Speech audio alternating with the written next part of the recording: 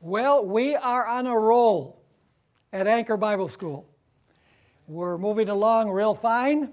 We are dealing with principle number 7. And so I hope that everything that we've been studying has been a blessing and that it's going to help us in our personal study of Scripture. Now, in the next hour, we are going to study the topic titled The Son, God, and the number 666. We're going to do a comparison between Daniel 3 and Revelation 13. And we're going to see that Jesus is not only a spiritual deliverer from sin, but at the end of time, Jesus will have to be a deliverer, a physical, literal deliverer from death, because God's people will be under the sentence of death. So we're going to follow this material very closely, and I know that you all have this material. So let's go to it, the Son, God, and the number 666. Now, we all know about the dream that King Nebuchadnezzar received in Daniel chapter 2. He received the dream of the golden head and the breast and arms of silver, the belly of bronze, the legs of iron, the feet of iron and clay, the stone that hit the feet and broke the image into smithereens, and then the stone became a great mountain. In this dream, God was showing Nebuchadnezzar the future, not only of his kingdom, he was showing him the future of the world, basically. And when God did this, Nebuchadnezzar was not a happy camper, because he believed that Babylon was going to exist forever. And so by the advice of his religious advisors, he decided that he would build an image just like the one that he had seen in his dream, but with one difference. And that is that instead of having different metals, the image would be totally and completely of gold. And so he built this gigantic image that is referred to in Daniel chapter 3. It was a direct act of rebellion on the part of Nebuchadnezzar. He was saying, you say that my kingdom is only going to be the head of gold? Well, I have news for you. My kingdom is all of gold, and it will exist forever. The two chapters are linked by certain words. The word gold is used in both of these chapters. The word image is identical in both chapters. And the expression set up that is used in both of these chapters is identical as well.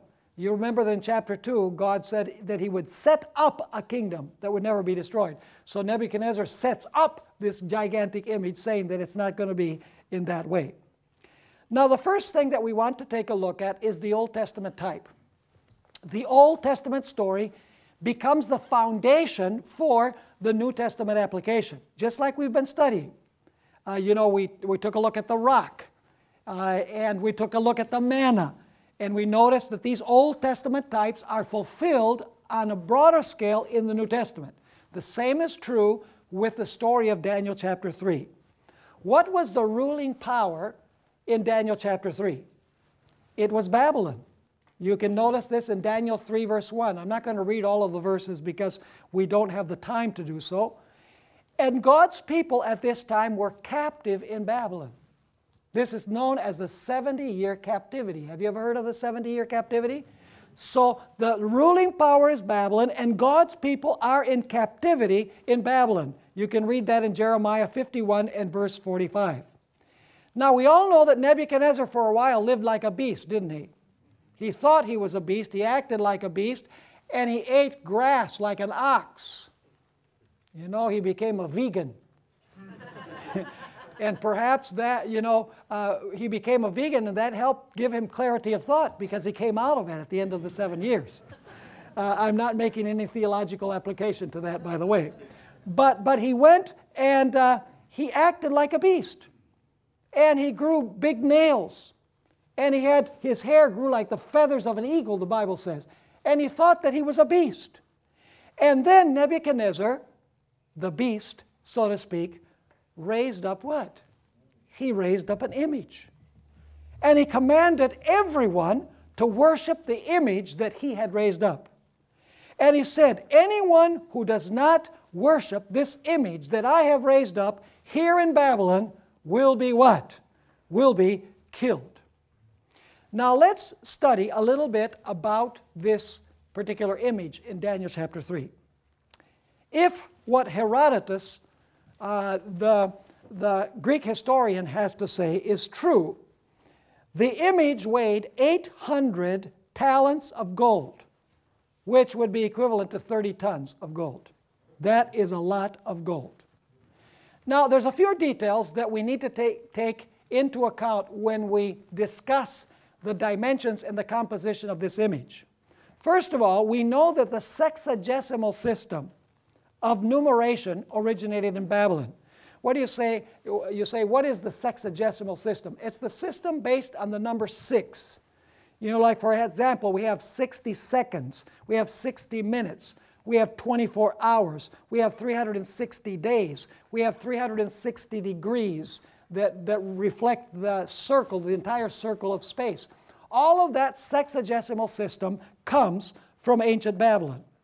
Now, the Babylonians divided the universe into 360 degrees of space.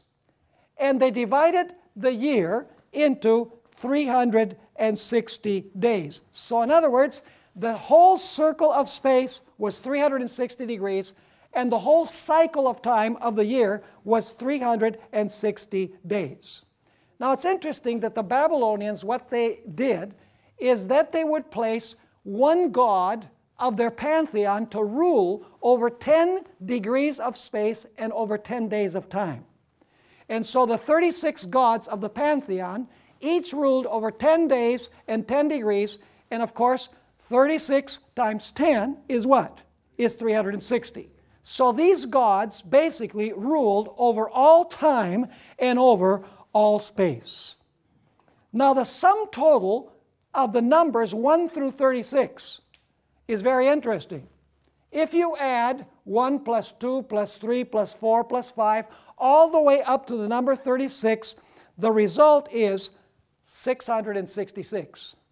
And so when the Babylonians placed one god to rule over 10 degrees of space and over 10 days of time, and all 36 gods ruled over all space and all time, the summary number in which all of the 36 gods were contained was the number 666.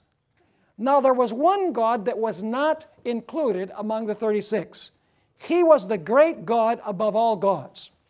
His name was Marduk, and his number was 666 because he was the ruler over all of the gods. And through them he was ruler over all time and over all space.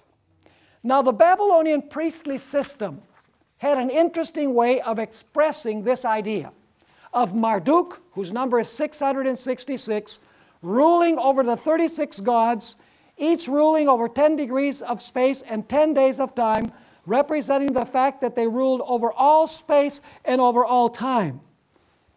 The priests of Babylon used amulets or medallions on a chain around their necks. And I have pictures of these that I can show you. The medallions were made of pure gold because gold is the color of the sun.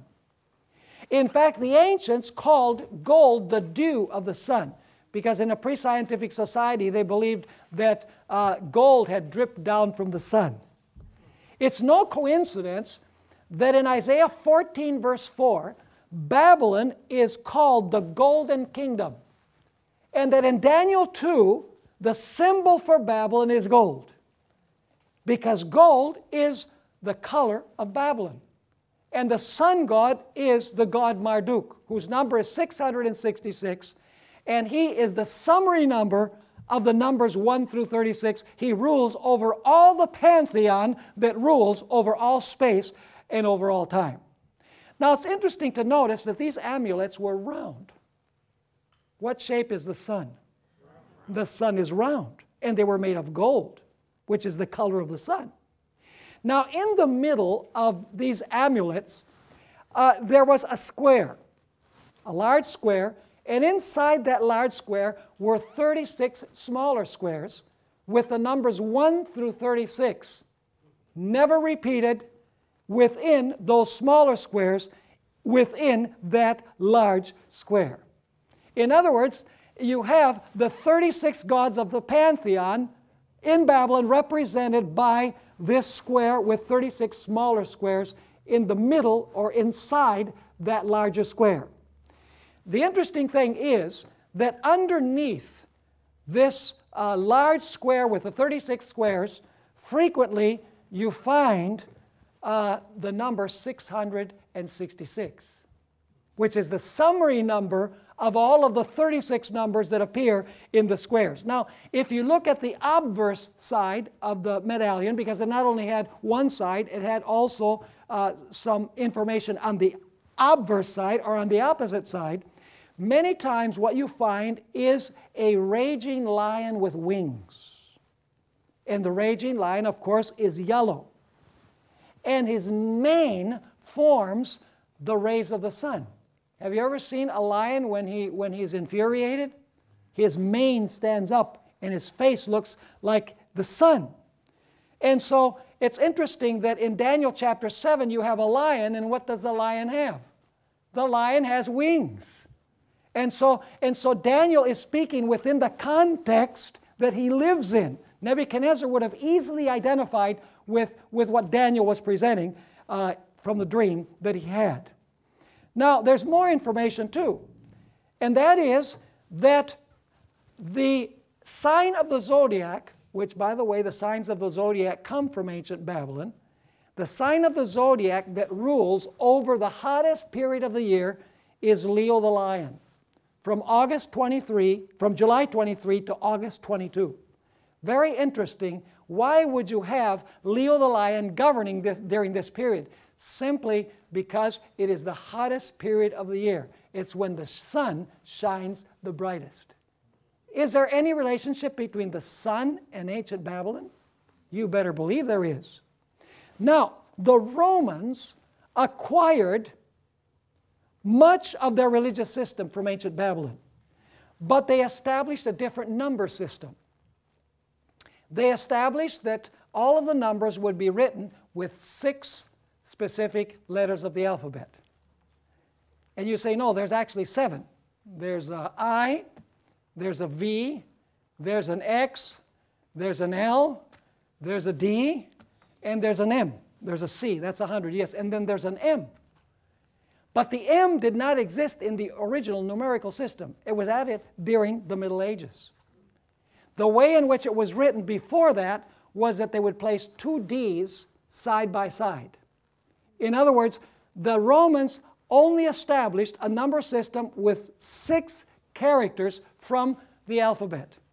And lo and behold, if you add those 6 numbers, 1 plus 5 plus 10 plus 50 plus 100 plus 500, the total is 666. So basically what I'm saying is that this image that Nebuchadnezzar raised up of pure gold, whose dimensions is 60 by 6. Do you know how much 60 by 6 is? 360. Was actually a solar symbol in ancient Babylon. It was an image in honor of Marduk, the sun god. So whoever worshiped the image would be worshiping what? Would be worshiping the sun god, whose number is 666. Now, what was the primary issue involved in this conflict in the Valley of Dura? Clearly, the issue has to do with what? With worship. That is the central issue, has to do with worship. In fact, the word worship in Daniel chapter 3 is used 10 times. And you have it in your material. It's used in verses 5 through 7, verses 10 through 12, verse 14, verse 15, verse 18, and verse 28. Almost ad nauseum is the word worship used in the chapters, repeated over and over again, because the issue is over worship. Will you worship the image who represents the sun god, whose number is 666, or will you worship God the Creator? That is the big issue in the Valley of Dura. Is the law of God also involved? Of course it is. Which table of the law is particularly involved here? It is the first table of the law. Would it be having other gods before God if the young men had bowed to worship the image? Of course. Does the second commandment forbid them from worshiping idols? Absolutely. Does the fourth commandment says only to honor the Creator? Absolutely. This trial had to do with the first table of the law. It had to do with worship. It had to do with the commandments of God versus the commandments of men. Now, is the Sabbath involved indirectly? Of course it is. We worship the Creator. We worship God because He's what? The Creator. And what is the sign of the Creator? The sign of the Creator is the Holy Sabbath. So the primary issue is an issue of worship and also an issue having to do with whether the commandments of God would be obeyed or the commandments of men, the commandment that was given by the king. Was there a union of church and state in the valley of Dura? Yes, there was. Let's go to Daniel chapter 3. We'll read a few of these verses. Daniel chapter 3, and let's read verse 2. Daniel 3 and verse 2. This is the king, and he's making a religious decree. It says there, and King Nebuchadnezzar sent word to gather together the satraps, the administrators, the governors, the counselors, the treasurers, the judges, the magistrates, and all the officials of the provinces. Are these all political positions? Yes, they are. To come to the dedication of the image which King Nebuchadnezzar had set up. So all of the administrators of the kingdom of Babylon are called to the dedication of this image and to worship this image. And incidentally, they're presented in order of rank in this verse. We don't have time to go into all of the ranks of civil officials in Babylon, but they're all in order. So this is a case of the civil power enforcing a religious decree or establishing religion. To refuse to worship was considered treason against the civil power. Daniel 3 and 6 are illustrations, this is important, of the establishment and free exercise clauses of the First Amendment to the Constitution of the United States. You say, how is that? Let me ask you, was Nebuchadnezzar the king? Yes. Was he establishing a religious observance?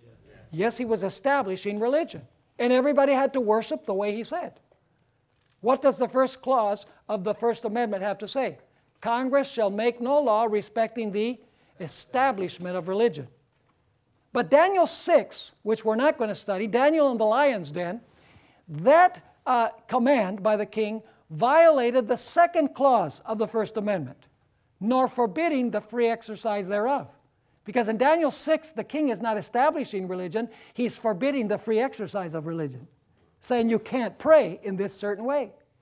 And so you see in these stories of Daniel 3 what happens when the United States will violate the First Amendment by establishing religious observances and by forbidding the free exercise of religion. People will then lose the third clause, which is full civil rights. So let's go back here then. There was a union of church and state.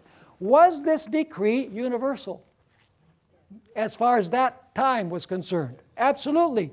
Notice what we find in verse 4. Daniel chapter 3 and verse 4. Then a herald cried aloud, to you it is commanded, notice the terminology, O peoples, nations, and languages, that at the time you hear the sound of the horn, the flute, the harp, the lyre, the psaltery, and symphony, with all kinds of music, you shall fall down and worship the gold image that King Nebuchadnezzar has set up. So you'll notice here that the decree of worship was universal. It included all the political leaders, and it included the multitudes, the nations, and the tongues. Does that sound familiar when you connect it with Revelation, that terminology? Yes.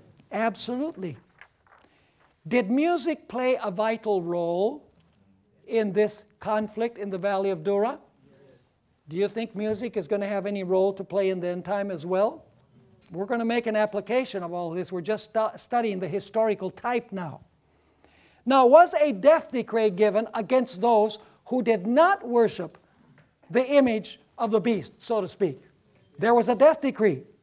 In fact, notice Daniel chapter 3 and verse 6. Here it comes through very clearly. and whoever does not fall down and worship shall be cast immediately into the midst of a burning fiery furnace. And that is repeated in verse 11, in verse 15, and in verse 19 once again. There was a death decree against those who did not worship the image in honor of the sun god, whose number is 666. Was there a faithful but insignificant remnant who refused to worship? Were they in the majority? No, they were in the minority. Notice verse 12, Daniel chapter 3, verse 12. There are certain Jews from whom you have set over the affairs of the province of Babylon. Shadrach, Meshach, and Abednego. These men, O king, have not paid due regard to you. They do not serve your gods. So was this image set up in honor of the gods of Babylon? Absolutely. They do not serve your gods, or what? Or worship the gold image which you have set up. There was a faithful remnant. And of course, they were the only ones resisting the supremacy of Nebuchadnezzar. If they could be wiped from the face of the earth, the triumph of Nebuchadnezzar would be complete. Now, who were the instigators? Who were the instigators who accused the three young men to the civil power? It was the religious leaders of Babylon that accused them to the king.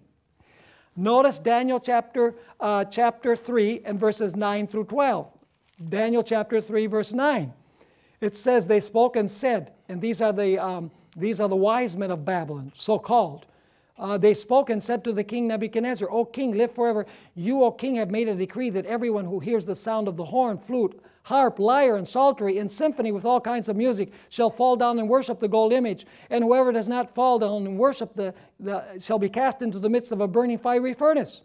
There are certain Jews whom you set over the affairs of the province of Babylon, Shadrach, Meshach, and Abednego. These men, O king, have not paid due regard to you. They do not serve your gods or worship the gold image which you have set up. So who are the accusers of the remnant? The religious leaders.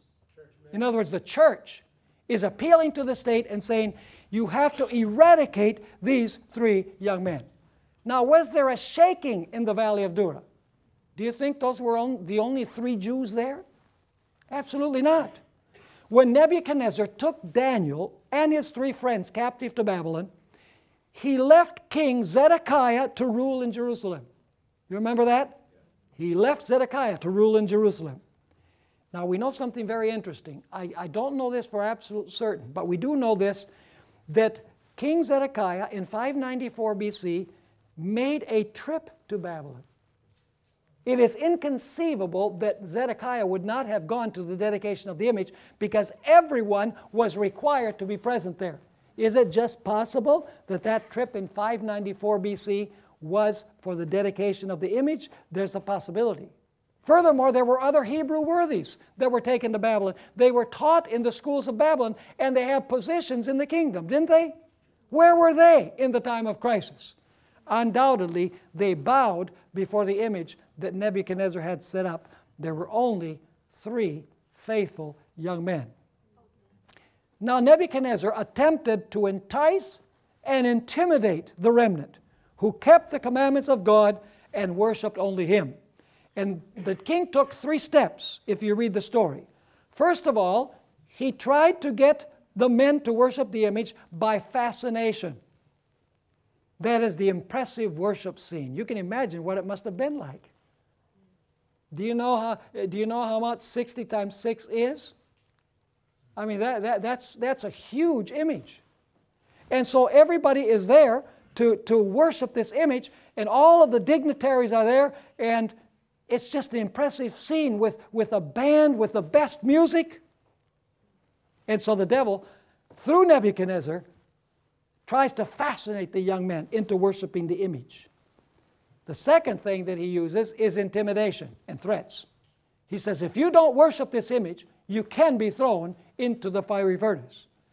And when intimidation did not work, what was the final solution? The final solution was to execute them.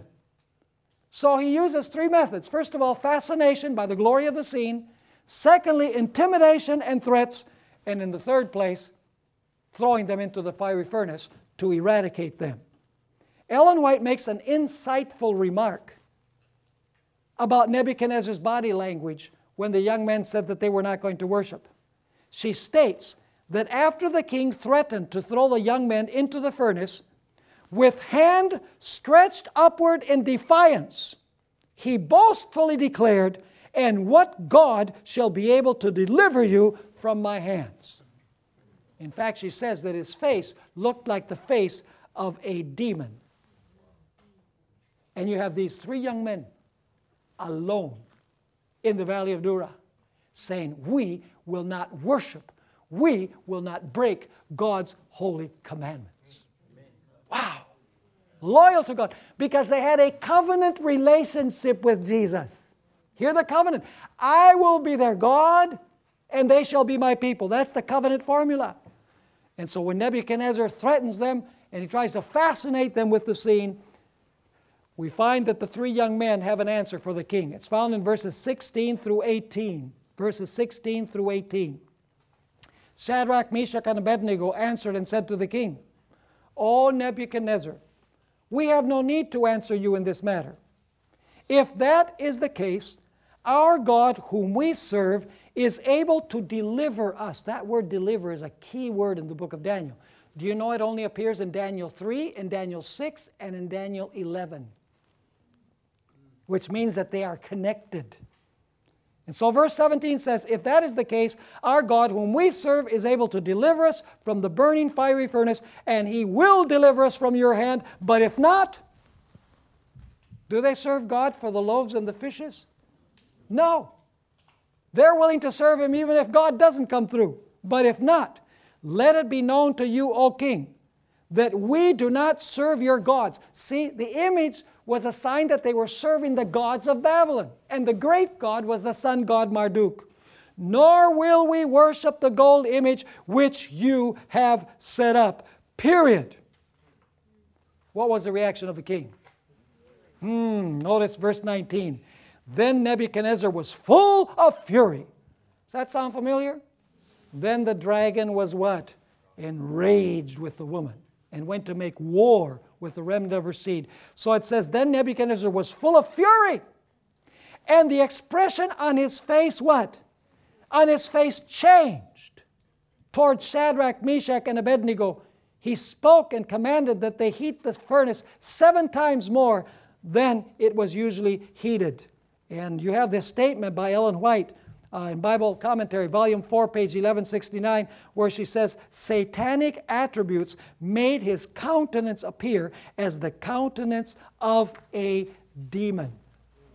Wow, that's amazing. You see, the problem is Nebuchadnezzar made the same mistake that Pharaoh made at the Red Sea. He assumed that he was fighting these 3 young men when he was really fighting against the Lord. Pharaoh didn't realize that by fighting against Israel, he was fighting against the Lord of Israel in the person of his people. This is why Moses had said at the edge of the Red Sea, "Stand still and see the salvation of the Lord."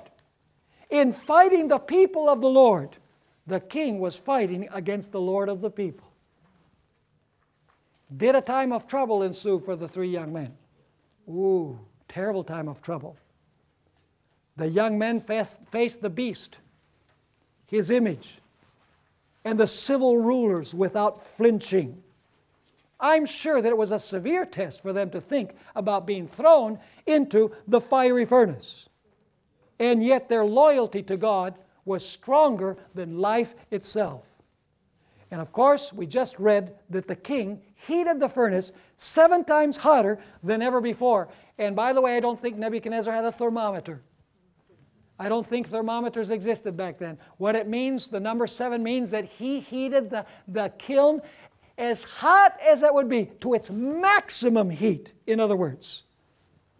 Did the young men go through the tribulation? They most certainly did. In fact, Ellen White says that they claimed the promise of Isaiah 43 verse 2 of going through the fire and not being burned. They claimed that promise that already existed at that time. And so now you come to the climax of the story. You know, in our Sabbath school we say we need to dare to be a Daniel. We should dare to be like Shadrach, Meshach, and Abednego. And I'm not saying that that's bad, but you know what? we make the heroes out of those who were not the heroes. Because if it had not been for Jesus, they would have been cooked. The hero of this story are not the three young men. The hero of this story is none other than Jesus Christ Himself. He delivers not only from the spiritual malady of sin, He will deliver His people from literal death in the time of trouble when the wicked come against God's people. Notice Daniel chapter 3. Daniel chapter 3. And let's read beginning with verse 15. Daniel chapter 3. We already read verse 15. Let's go down to verse 21. Then these men were bound in their coats, their trousers, their turbans, and their other garments, and were cast into the midst of the burning fiery furnace. Therefore, because the king's command was urgent, and the furnace exceedingly hot, the flame of the fire killed those men who took up Shadrach, Meshach, and Abednego. In other words, those who threw them in were slain by the fire. And these three men, Shadrach, Meshach, and Abednego, fell down, bound into the midst of the burning fiery furnace.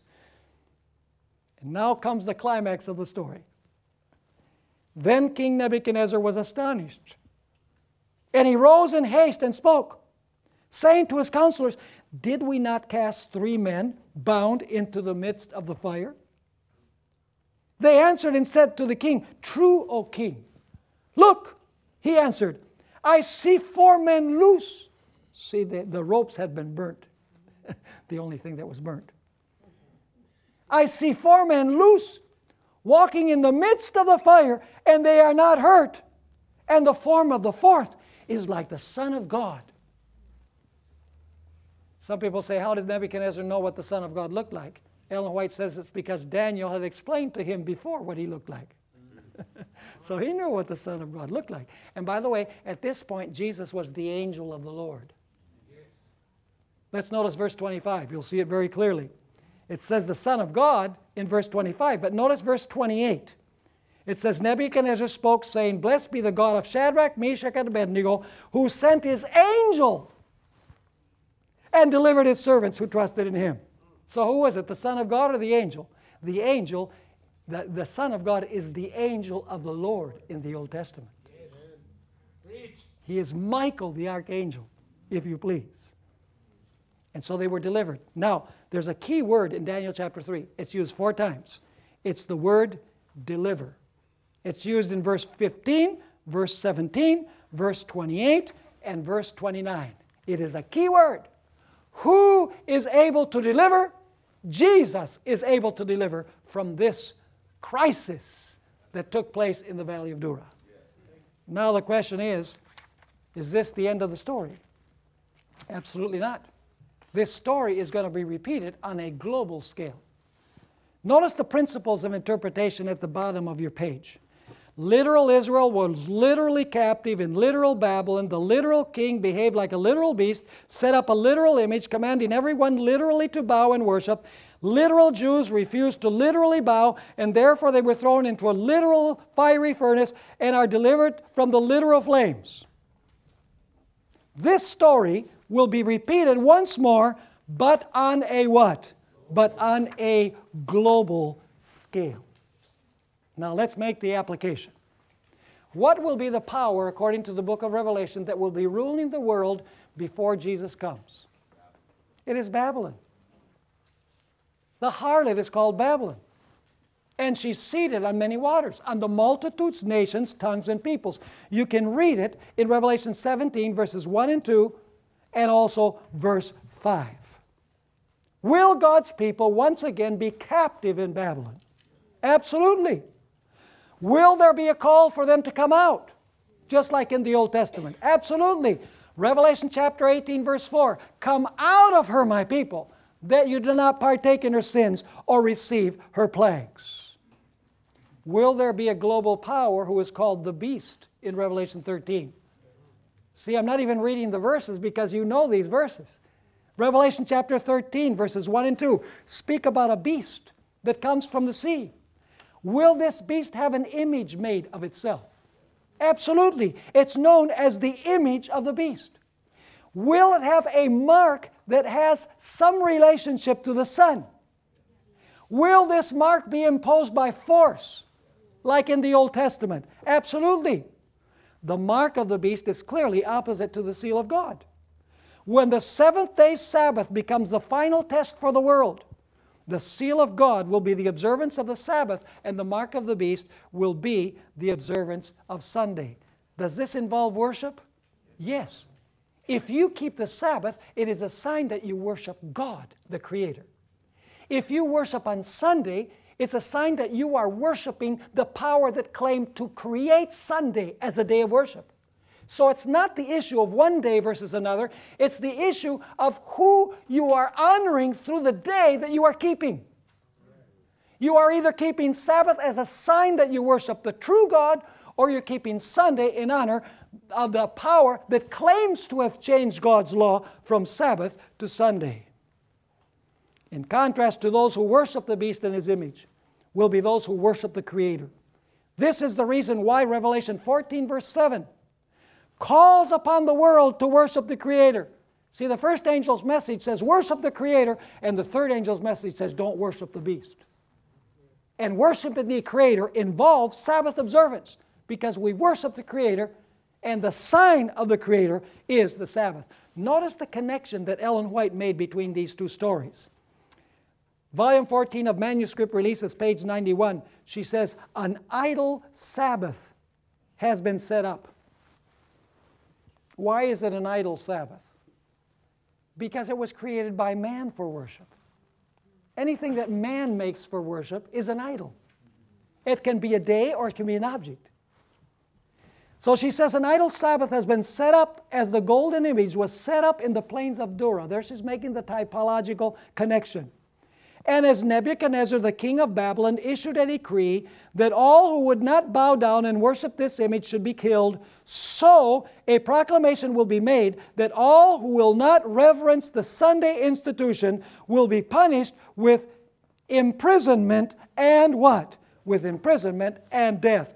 Does the beast bear any relationship to the number 666? You know that the number of the beast is 666.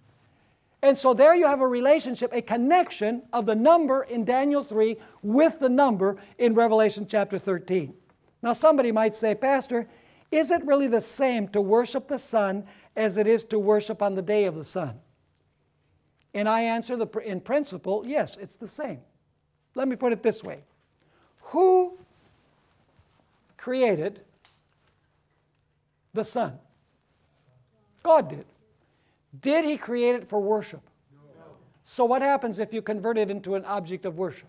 What is that called? Idolatry. Who created the first day of the week? Did He create it for worship? No. So what happens if you make it a day of worship? That's idolatry. It doesn't matter whether it's an object or a day. Anything that man makes for worship, that God did not create for worship, is idolatry. And so that's why Ellen White can call Sunday the idol Sabbath. And she can connect it to the golden image in the valley of Dura. Ellen White, in volume 7 of the Bible Commentary, page 976, says history will be repeated. False religion will be exalted. The first day of the week, a common working day possessing no sanctity whatever, will be set up as was the image at Babylon. All nations and tongues and peoples will be commanded to worship this spurious Sabbath. This is Satan's plan to make of no account the day instituted by God and given to the world as a memorial of creation. Is the conflict at the end of time a conflict over worship? Yes. You read Revelation 13, folks. Read Revelation 13, the entire chapter. Time and again, the word worship appears. Revelation 13, verse 4, verse 8, verse 12, verse 15, and then chapter 14, verse 7, and verse 9 refer to worship. The end time conflict will be over worship. Will it also involve the commandments of God? Yes. Yes, because when you deal with worship, you're dealing with the commandments, because the first 4 commandments have to do with worship.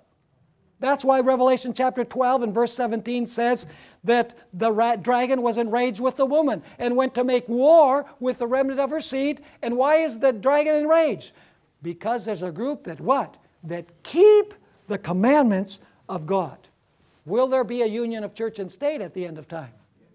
Babylon with the civil powers. Yes, the harlot fornicates with the kings of the earth, and the harlot's name is Babylon. Notice this statement from Great Controversy, page 607. The church appeals to the strong arm of civil power. And in this work, papists and Protestants unite. As the movement for Sunday enforcement becomes more bold and decided, the law will be invoked against commandment keepers. They will be threatened with fines and imprisonment, and some will be offered positions of influence and other rewards and advantages as inducements to renounce their faith. But their steadfast answer is, show us from the Word of God our error. The same plea that was made by Luther under similar circumstances. In Great Controversy, page 592, she also states, the dignitaries of church and state will unite to bribe, persuade, or compel. Remember what Nebuchadnezzar did? All classes to honor the Sunday. The lack of divine authority will be supplied by oppressive enactments. Political corruption is destroying love of justice and regard for truth. And even in free America, rulers and legislators, in order to secure public favor, will yield to the popular demand for a law enforcing Sunday observance. Liberty of conscience, which has cost so great a sacrifice, will no longer be respected. In the soon coming conflict, we shall see exemplified the prophet's words, the dragon was wroth with the woman and went to make war with the remnant of her seed, which keep the commandments of God and have the testimony of Jesus Christ. Will there be a union of church and state? Yes. Revelation 17 says so, and the Spirit of prophecy confirms this in the book Great Controversy. Will a death decree be uttered against God's people? Yes. Revelation chapter 13 and verse 15. Revelation chapter 13 and verse 15 refers to this death decree. Whoever does not worship the image will be killed. It says there in verse 15 of Revelation 13, he was granted power to give breath to the image of the beast, that the image of the beast should both speak and cause as many as would not worship the image of the beast to be what? To be killed. Was there a death decree in the Old Testament against those who did not worship the image of the beast? Yes. Is that going to happen at the end of time? Yes. Is it going to be a literal image? A great big statue?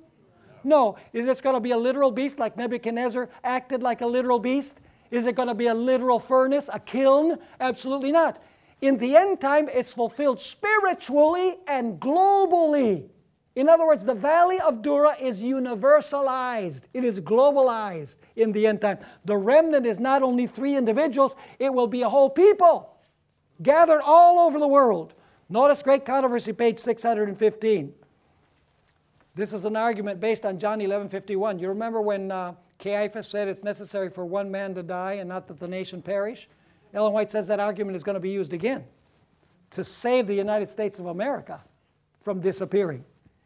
She says this argument will appear conclusive, and a decree will finally be issued against those who hallow the Sabbath of the fourth commandment, denouncing them as deserving of the severest punishment and giving the people liberty after a certain time to put them to death. Romanism in the old world and apostate Protestantism in the new will pursue a similar course towards those who honor all the divine precepts. She also says on page 604 of Great Controversy, fearful is the issue to which the world is to be brought. The powers of earth, uniting to war against the commandments of God, will decree that all, both small and great, rich and poor, free and bond, shall conform to the customs of the church by the observance of the false Sabbath. All who refuse compliance will be visited with civil penalties, and it will finally be declared that they are deserving of death. Will this be a universal decree? It most certainly will be a universal decree. It says it will go to the whole earth, to the entire world. The whole world wondered after the beast, is what Revelation chapter 13 says. In fact, Great Controversy 6:15 confirms what we find in Revelation 13 and verses 15 and 16. Ellen White says, as the Sabbath has become the special point of controversy throughout Christendom, and religious and secular authorities have combined to enforce the observance of the Sunday, the persistent refusal of a small minority to yield to the popular demand will make them objects of universal execration. Universal execration. In fact, Ellen White says that when the United States imposes a Sunday law, every country on the globe will be led to follow its example. Every country on the globe will be led to follow its example. Don't ask me how it's going to happen, but it is going to happen. We can be absolutely certain of that. How it's going to happen in the Muslim countries? Well, God knows. You know, how was the Berlin Wall going to fall? Nobody even believed that it could happen. And it happened overnight, almost. So the final movements will be rapid ones. And these things will occur. Will music and external display play a significant role in the end time? Absolutely. Notice this statement that Ellen White makes concerning the music of the Roman Catholic Church. Did you watch the funeral of John Paul II? You could not help but be awed. In fact, I heard somebody call on the radio, a talk show host, and said, man, when I see this on television, all this majestic music and the vestments and everything, says, I'm a Protestant, but I'm going to become a Catholic. Oh my goodness. Great Controversy, 566 through 67, because notice what Ellen White says about Roman Catholicism. It's not something that is unattractive. It has ceremonial, it has pomp and circumstance. It's attractive. Listen to what she says. Many Protestants suppose that the Catholic religion is unattractive and that its worship is a dull, meaningless round of ceremony. Here they mistake. While Romanism is based upon a deception, it is not a coarse and clumsy imposture. The religious service of the Roman Church is a most impressive ceremonial. Its gorgeous display and solemn rites fascinate the senses of the people and silence the voice of reason and of conscience. The eye is charmed. Magnificent churches, imposing processions, golden altars, jeweled shrines, choice paintings, and exquisite sculpture appeal to the love of beauty. The ear is also captivated. The music is unsurpassed. The rich notes of the deep-toned organ blending with the melody of many voices as it swells through the lofty domes and pillared aisles of her grand cathedrals cannot fail to impress the mind with awe and reverence.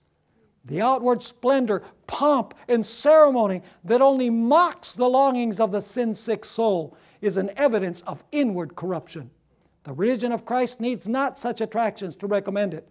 In the light shining from the cross, true Christianity appears so pure and lovely that no external decorations can enhance its worth.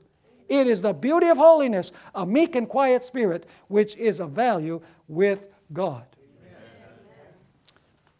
So, are people going to be wowed by the spectacular beauty and pomp of a system just like in the Valley of Dura with the music and with the external things? Absolutely.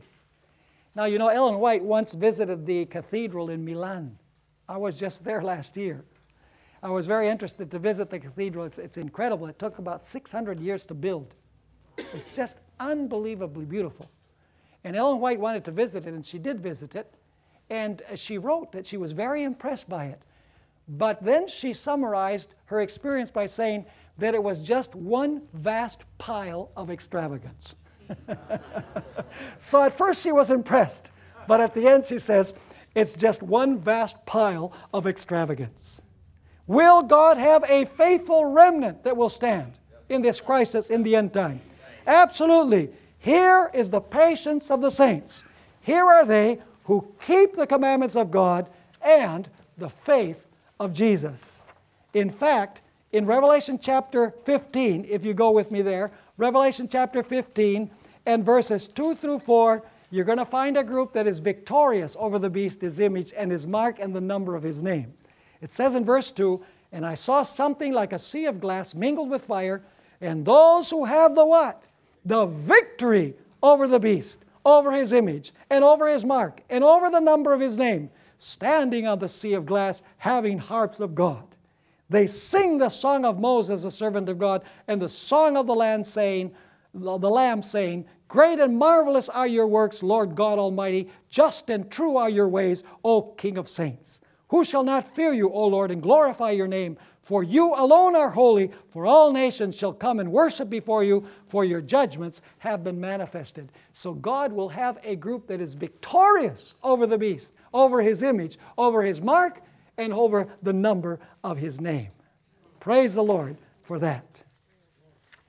Will there be a shaking at the end of time? Will most of God's people, when crunch time comes, bow before the image of the beast? Absolutely. Matthew chapter 24 says that when this crisis comes, the love of many will grow cold, and many will become scandalized at the name of Jesus, and they will forsake the armies of the Lord. Now, Ellen White, in harmony with the Bible, had this to say. She said, to stand in defense of the truth and righteousness when the majority forsakes us. When the what? When the majority forsakes us. To fight the battles of the Lord when champions are few. This will be our test. At this time we must gather warmth from the coldness of others, courage from their cowardice, and loyalty from their treason. The nation will be on the side of the great rebel. And in the next quotation she says, a large class who professed faith in the third angel's message. In other words, they were once Adventists, believers, but has not been sanctified through obedience to the truth, abandoned their position and joined the ranks of the opposition. Who will be particularly guilty in accusing the people of God? It will be the religious leaders, just like in the Valley of Dura. You see, now where does it say that? Well, let's read the second statement here that we have in our material. As the controversy extends into new fields and the minds of the people are called to God's downtrodden law, Satan is astir. The power attending the message will only madden those who oppose it. The clergy will put forth almost superhuman efforts to shut away the light, lest it should shine upon their flocks. By every means at their command, they will endeavor to suppress the discussion of these vital questions. Will Satan be filled with rage like Nebuchadnezzar was filled with rage? Absolutely. In fact, if you read Revelation 13 and verses 3 and 4, a similar question will be asked in the end time as was asked in the Valley of Dura by King Nebuchadnezzar. Revelation chapter 13, and I'm going to read verse 3 and verse 4. It says there, and I saw one of his heads as if it had been mortally wounded, and his deadly wound was healed, and all the world marveled and followed the beast. So they worshiped the dragon and gave authority to the beast, and they worshiped the beast, saying, now here's the same question, who is like the beast, and who is able to make war with him? And what is the answer?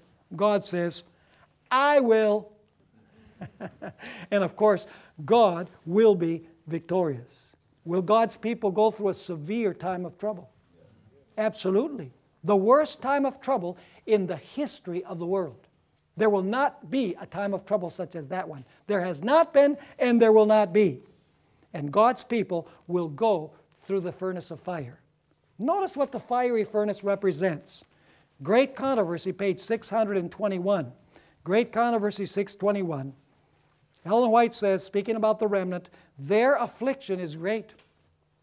The flames of the furnace seem about to consume them, but the refiner will bring them forth as gold tried in the fire. Amen. See, she uses the symbolism of the furnace for the trial of God's people. She says God's love for his children during the period of the severest trial is as strong and tender as in the days of their sunniest prosperity. But it is needful for them to be placed where? In the furnace of fire. Their earthliness must be consumed, that the image of Christ may be perfectly reflected. Folks, Jesus Christ will personally intervene to deliver his people. Amen. At that time, Michael shall stand up, that great prince that stands watch over the children of your people. And there will be a time of trouble such as there never was since there was a nation. But at that time, your people shall be what? What's the key word? Your people shall be delivered. Everyone who is found written in the book. Yes. God will deliver His people. Jesus will personally intervene. What will God demand? God will demand absolute, unswerving loyalty. And when do we form this loyalty? When the crisis comes, we say, okay, emergency. No, it has to be now that we have to form this covenant relationship with Christ. And we can be sure that if we form a covenant with Jesus, Jesus is going to protect us. And even if we should die, because some people will die in the little time of trouble before the close of probation, no sweat. Because Jesus is going to resurrect those people in a special resurrection. So it's just a little moment of rest. That's all. But Jesus is still going to fulfill His covenant with His people. He is still going to resurrect them, and they are still going to live with Jesus throughout the ceaseless ages of eternity. Notice this last statement, Prophets and Kings, page 512 and 513, as we close. The season of distress before God's people will call for a faith that will not falter. His children must make it manifest that He is the only object of their worship, and that no consideration, not even that of life itself, can induce them to make the least concession to false worship.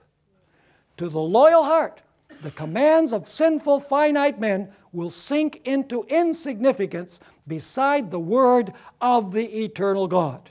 Truth will be obeyed, though the result be imprisonment or exile or death. That's the kind of faith that God's people are going to need. And incidentally, do you know that Ellen White calls Sunday the idle Sabbath time and again in her writings? Because it is a Sabbath made in the shape by man. It's not made for worship by God. Let me just read one of these statements. It's found in 9 Testimonies 2:11. She says, the Sabbath question is one that will demand great care and wisdom in its presentation. Much of the grace and power of God will be needed to cast down the idol that has been erected in the shape of a false Sabbath. Interesting. It's a man-made Sabbath for worship. That's what makes it idolatry. Like the sun was a man-made object for worship. That is also idolatry. It doesn't matter if it's the sun or if it's the day of the sun. If it's made by man for worship, that is idolatry. But God has made His holy Sabbath for His people to keep. And it will be the sign of loyalty of the people of God to Him. And they will say, we'd rather die than not spend that time with our Lord and Savior Jesus. All right, let's take a break. Hope you'll read the rest of these statements from Ellen White on the idle Sabbath. Some real eye-opening statements there. When we come back, we're going to talk a little bit about the story of Esther.